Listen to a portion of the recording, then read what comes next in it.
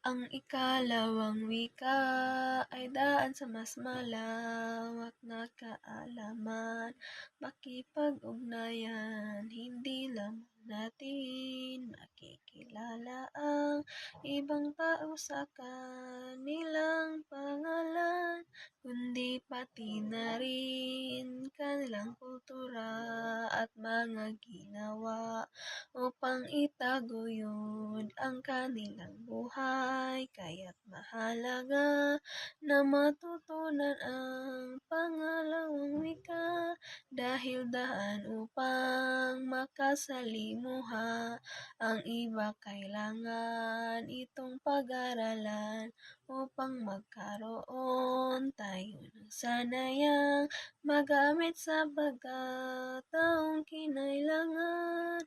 Ang unang wika ay tumutukoy sa wikang natutunan ng isang tao mula sa kanyang pagkabata, kadalasan mula sa kanyang pamilya o komunidad.